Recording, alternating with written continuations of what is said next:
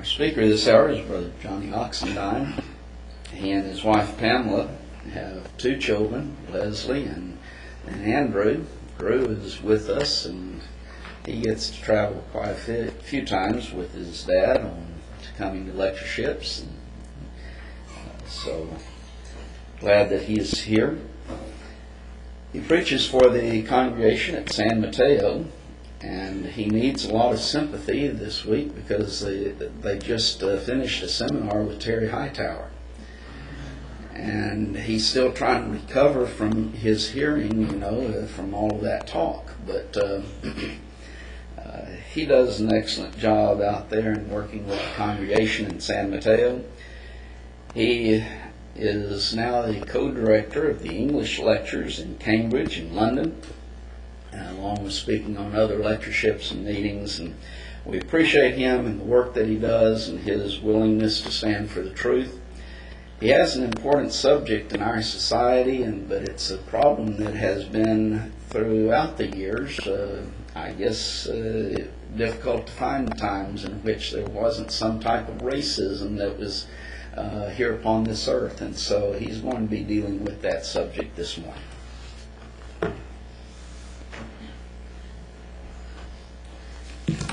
Good morning, and I really want to, as far as the co-director work with the English lectures, a lot of that is a result of having worked with David Brown. I want to really thank him for everything that he's done in that area, and for asking if I could continue to work in that area with Keith Sisman.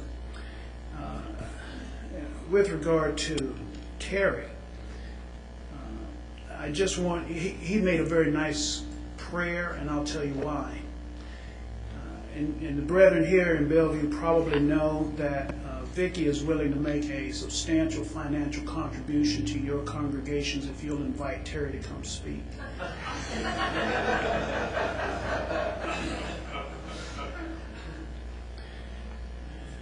Gives her peace of mind.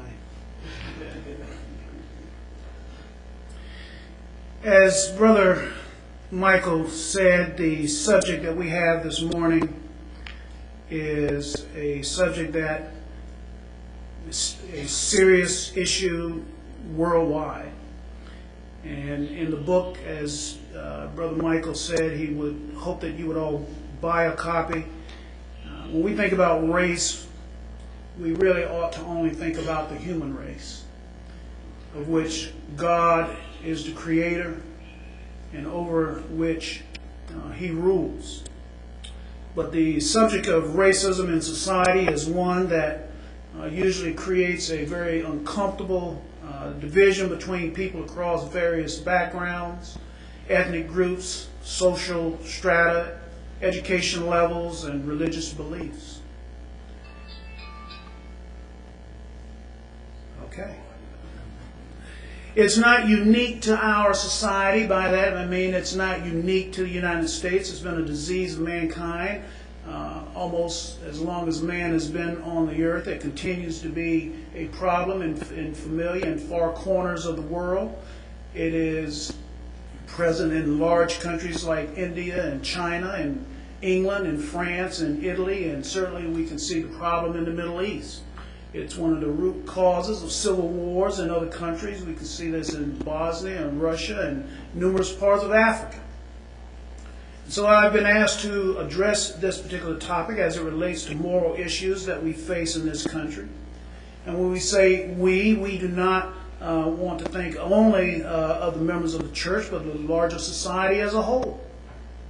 And the effects of which racism resonate in the lives of those that we not only come in contact with, but would hope to convert to the truth. It would be, as we mentioned, a gross understatement to presume that it is no longer an important ongoing problem and concern. Those strides have been made as we speak. And I don't think that there's anyone who can honestly say that we have not come a long way, in this country at least, in racial relations. I can remember many years ago when there used to be divided bus stations and bathrooms and water fountains, and you'd see white here or white only, and you'd see colored over there. You don't see that anymore. Not only that, but it is something that we ask that in the reading of this material, the points be considered carefully and seriously. They're intended to cast an impartial light on one of the gravest matters affecting today's entire world. I have heard, though I've never really experienced this, that at some parts of the South, that there were in the same cities and towns, that there were congregations, all black, all white. And that may still be the case. And so I think we need to look at this, understand it from the standpoint, from the perspective of what the Scriptures have shown us, look at it according to what God, as we know, not a respecter of persons, and understand what that should imply, what that should teach us. But to look at how, as the Scriptures shed light on humanity, this has been something that has been dealt with even in the Scriptures. The Old and New Testament show evidence of racism, and we still know that there are remnants of it today. The definition of racism, according to one of the online dictionaries, usually denotes race-based prejudice, violence, dislike, discrimination, or oppression. The term can also have varying and contested definitions. It is a belief or ideology that all members of each racial group possess characteristics or abilities specific to that race, especially to distinguish it as being either superior or inferior to another racial group or racial groups. Now, I remember some years ago there was a movie that was out, and the title, of course, was a racial title. White Man Can't Jump. It was about basketball. And you look at that, and of course, everyone, you don't even have to say anything. Right behind it, you have a certain racial stereotype. You have the stereotype of black people having rhythm. Move that around a little bit. But when we talk about these things and we look at the definition and how it comes to be, and I don't know about here, but I know in California that people will make the assumption that if a person is driving really slowly and will stop in the middle of a freeway, that person might be Asian. Now don't sit there and act like you never thought about these things. Because we have all at one time or another made a stereotypical assumption. Or maybe that you think about the Italians and they talk with their hands and all of them are in the mafia. Or things about the Hispanics. I mean, it's one of those things that people in some unconscious way come to assume. The Merriam-Webster Dictionary defines racism as a belief that race is the primary determinant of human traits and capacities, and that racial differences produce an inherent superiority or inferiority of a particular racial group, and that it is also the prejudice based on such belief, usually involving the idea that one's own race is superior and has the right to rule or dominate others. I think we look at the definitions that we have included in the book, point out very obvious characteristics of racism or discriminatory attitudes that people have.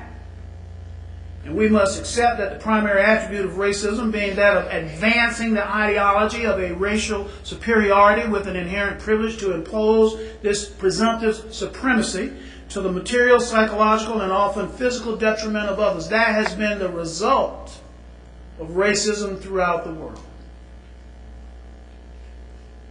And whether one will recognize this or not is really not the point.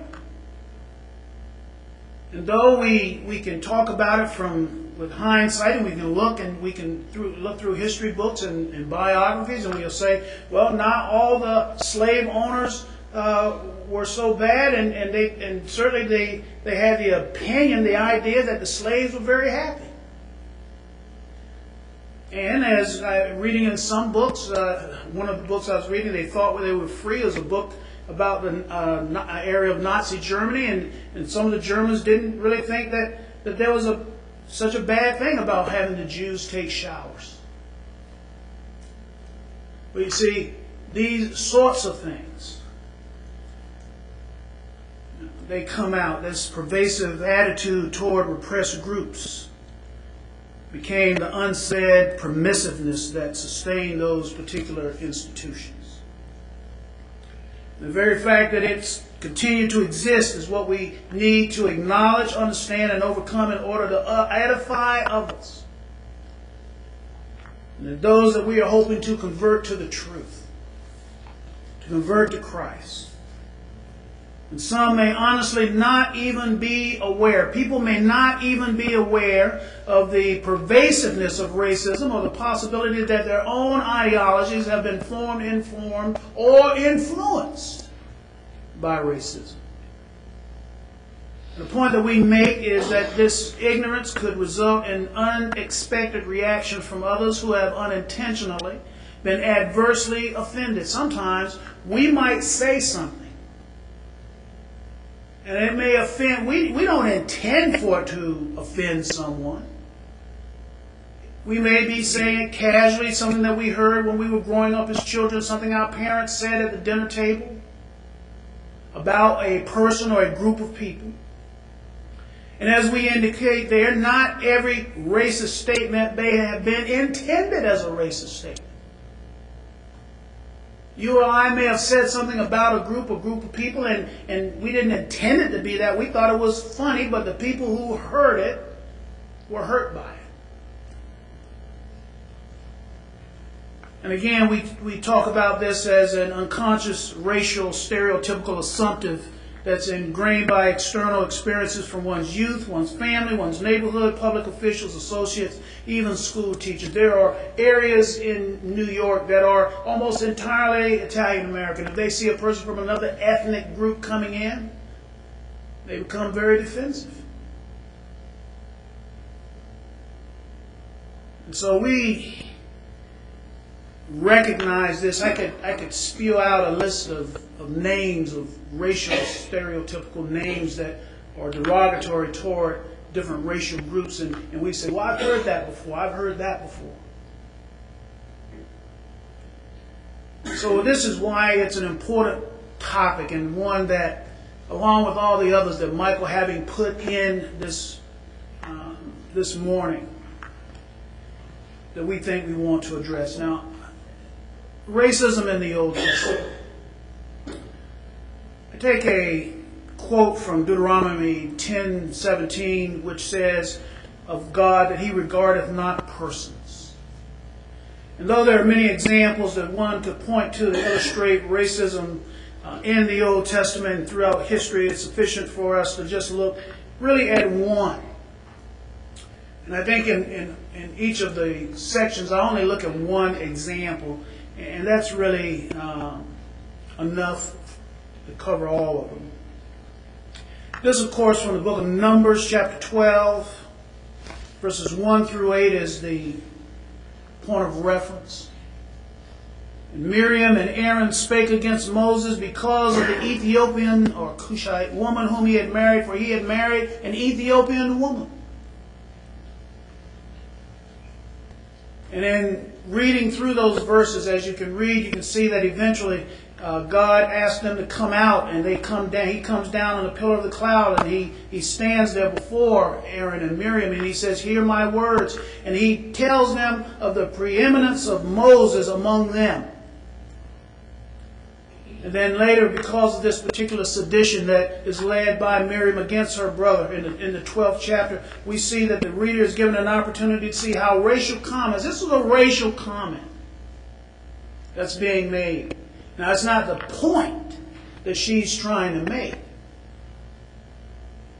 But she uses a racial comment as an introduction, as something to give her leverage to speak out against her brother. And so it's not the primary actual complaint, but it anticipates a certain superiority here, where there's a certain arrogance on her part and a disappointment perhaps in her brother. And I think, again, we talk about the beauty of the Bible is that it allows us to see these familial instances here in this conversation where language is used by Miriam effectively to launch a hurtful weapon against her brother. And what happens after this, of course, is that God intervenes. Miriam herself, she's not an insignificant person, an insignificant figure among God's people at this time. And her contemptuous epithet was calculated on her part, but God steps in. There may have been many reasons. There may have been a number of things that brought her to this particular point. But going back to the previous chapter. But I think when we look at this situation and how God handles it, how He takes care of it, and of course, reading through, and sometimes you can do this as you read through commentaries and you do research, and you find that people's biases will often come out as to what this statement meant. I read through a number of those and was often as unsurprised as in reading certain history books, and of course you've read a lot of those yourselves, and seeing how the writer will address a certain topic that you already know the answer to. But because of their own particular bias toward or against a particular philosophical point, they simply will, in a circuitous route, go around it or not address it head on. And this happens very often when they try to identify who this woman is that Moses may have married.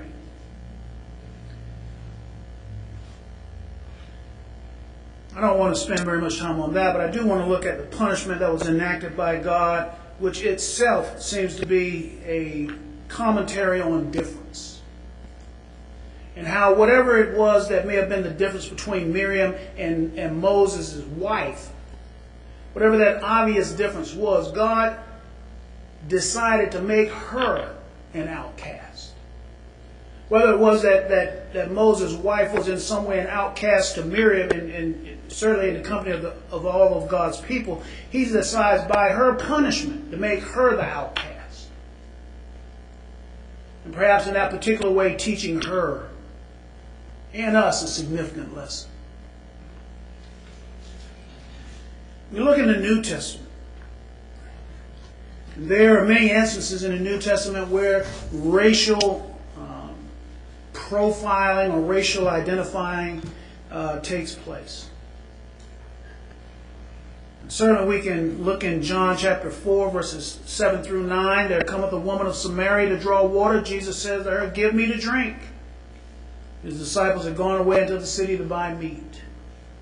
And the woman of Samaria said unto him, "How is it that thou, being a Jew, ask drink of me, which am a woman of Samaria? For the Jews have no dealings with the Samaritans." Well, there are many places, of course, not just here where you see the difference. There's a difference indicated between Jews and Gentiles. You can think of Acts chapter 10, Peter and Cornelius, or you can think of Galatians chapter 2, where there Paul has to address Peter because of his actions, not willing to sit with the Gentile brethren. And all of these unmistakably point out that when the scriptures say all men everywhere, that there is no one to be refused an entry into the eternal kingdom of God, for He is no respecter of persons. When we go out into the communities, and sometimes we have noticed people's reactions. And sometimes when people say, "Well, we want to go and knock on doors." You say, "Well, where the closest community around the church building is primarily in San Mateo, Hispanic and Tongan. I mean, for the most part." And some people say, "Well, we don't want to go right." This is true. People in San Mateo hear this, they'll know. Let's go over there. Let's go over to Foster City. You don't know where that is, but it's. Let's go over to Hillsborough. Let's go to these other places. And what they're saying is, let's go into nicer communities.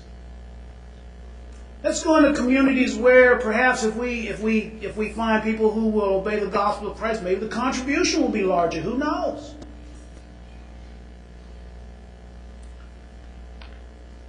And sometimes in some places people think like that. I don't want to go into that community. That community is full of Hispanic people. Or that community is full of those people.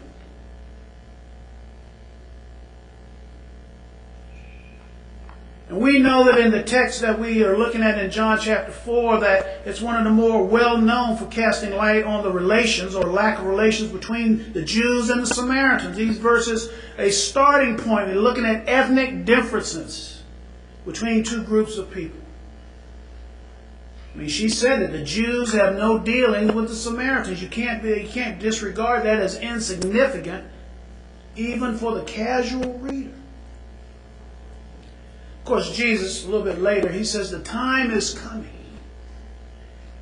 And he probably goes right over her head when he mentions this. He says the time is coming, and he says when the true worshipers of God. He doesn't make a distinction between the Jew and the Gentile or the Jew and the Samaritans. He says the true worshipers. And of course, you know who the Samaritans were, and we don't need to take a lot of time to cover that. Of course, a mongrel, half-Jew or mixed breed of people as a result of things took place in the Old Testament. But this was the way that the Jews viewed the Samaritans. This is the way that they viewed and separated and justified their separation from these people. And Jesus is saying to this woman in a certain way, well, that may have been what was happening at one point in time. However, in the future, that's not going to be the way things exist. I'm not going to spend a lot of time on what I mentioned earlier with Brother Ruffner. He was talking about the situation that occurred and the whole problem of racial separation during the Civil War. And I know I'm not in Texas right now, but still in the South. And I know that there are places and people who will say, well, the Civil War had a little bit to do with slavery or something to do with slavery, but not a lot to do with slavery, but the Declaration of Secession by all the 7 states. Primary purpose behind the separation included in those statements was slavery. It has to be acknowledged, it's not like you were those people. It's not like that was your father or your mother who did that, but that is what and then again in the university systems, as many Southern professors went up to Northern universities, they carried that idea and mindset. It had nothing to do with slavery. It was about states' rights and constitutional rights. Well, to a point, that's true. Article 1 of Constitution, Section 2, enumeration and the 3/5 law in terms of voting rights. Article 4, Section 2, fugitive slave law, those were the constitutional points of contention having to do with the Civil War. And I think it is addressing these things head on and asking ourselves, what do the Scriptures say? My brethren, have not the faith of our Lord Jesus Christ, the Lord of glory, with respect to persons. For if there come unto you in the assembly a man with a gold ring or goodly apparel, and there come in also a poor man in vile raiment, and ye have respect to him that weareth the gay clothing, and unto him, and say unto him, sit here in a good place, and say to the poor, stand thou there, or sit under my footstool, are ye not partial in yourselves, and become judges of evil thoughts? James actually teaches us a lot in those verses. And in addition to the ones that we've looked at earlier, what examples, what do we see here? We look at James chapter 2, verses 1 through 13, one of the strongest statements against partiality in the entire New Testament. And even though he's not talking about racism at that particular point, he's talking about discrimination based on difference. And the kind of discrimination James exposes is parallel to racism in many, many ways. And his approach is instructive because he paints the reader a picture. Now, I heard Terry was talking about Luke 16. He was talking about in Technicolor and how a picture is to be painted. And I think when we explain the Scriptures or read the Scriptures or study with people in the Scriptures, that we want them to see the Scriptures come alive. We want them to understand the Scriptures as obviously real, but something that they can see and identify with and understand and utilize and certainly implement into their lives. And here James talks about this.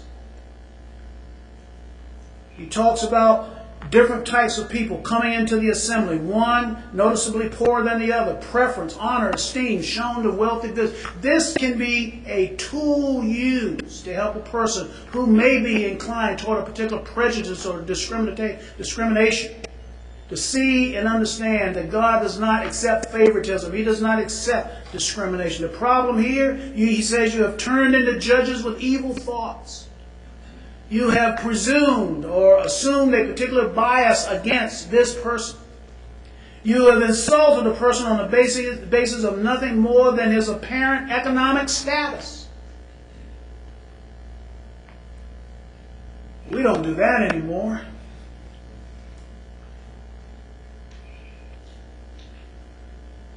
You know, if beggars were really smart, they wouldn't stand out on the corner with an old paper sign with writing on it and look like they haven't bathed in several days. But of course, that may be the only thing that they can do.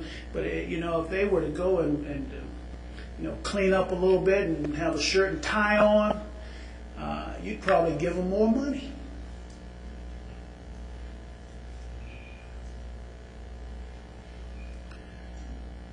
You have failed, James is saying that you have failed to love your neighbor. Love thy neighbor as thyself. Does he or she have less than I do? Do they have fewer opportunities than I do? You have sinned and have failed to show mercy. Those are the things that James talks about in those verses. Chapter 2, verses 1 through 13. And the principle has many, many applications beyond that, which is obviously, in this particular case, economic status. When people, and especially Christians, if we discriminate against a person on the basis of any particular non-character trait, we are wrong. I want to make a point here before, even before Michael thinks about coming up here.